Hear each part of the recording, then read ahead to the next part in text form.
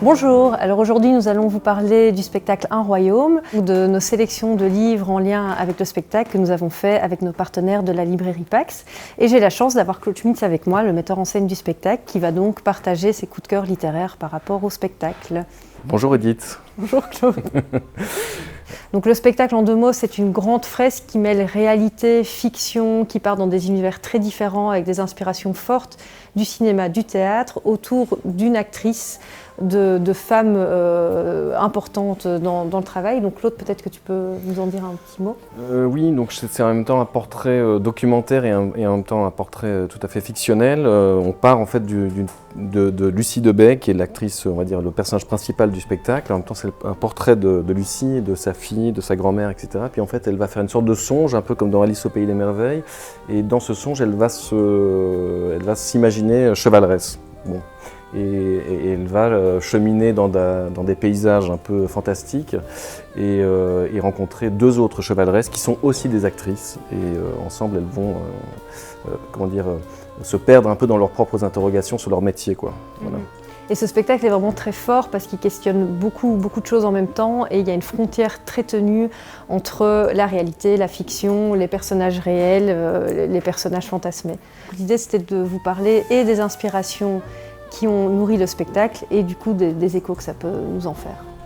Alors voilà, donc dans les classiques, en fait, il y a donc le Roi Lear de Shakespeare, tout simplement parce que il se trouve que dans le spectacle, les actrices se réveillent dans un théâtre qui est abandonné où apparemment elles étaient censées répéter un morceau du Roi Lear de Shakespeare.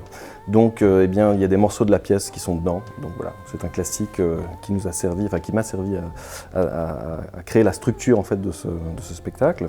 Et puis il y a un deuxième ouvrage qui est, c'est aussi un classique, c'est Alice au Pays des Merveilles de Lewis Carroll.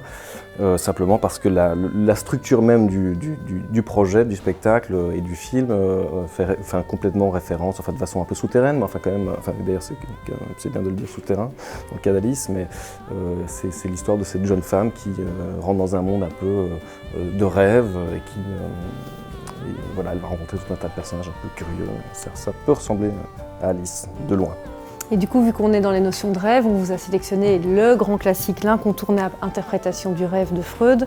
Donc là, on est vraiment en 1900. Alors, on vous a aussi sélectionné Sur le rêve, qui est beaucoup plus accessible, parce qu'ici, vous avez bien compris, on a vraiment, c'est quelque chose de l'ordre de l'analyse, quasi un manuel pratique de l'analyse des rêves. Et Sur le rêve est plus intéressant dans la notion, un peu, c'est une introduction à la psychanalyse sur une méthode, le rapport à l'inconscient, qui est très présent dans le spectacle.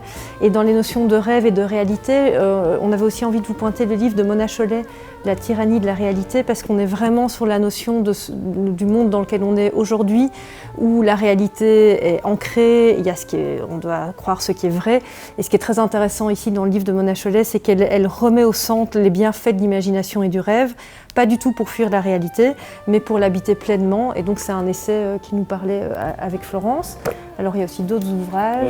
Oui, donc moi je suis tombé là-dessus. Donc ça s'appelle L'Enseigne. Donc c'est sur les enseignes, sur les néons notamment, parce qu'en fait dans le spectacle on a travaillé avec, on a fait une sorte de sculpture, enfin une espèce de un truc assez spécial en néon. Et donc le néon, c'est comment dire, presque un art en fait, un artisanat qui se perd, puisqu'on est passé au LED maintenant.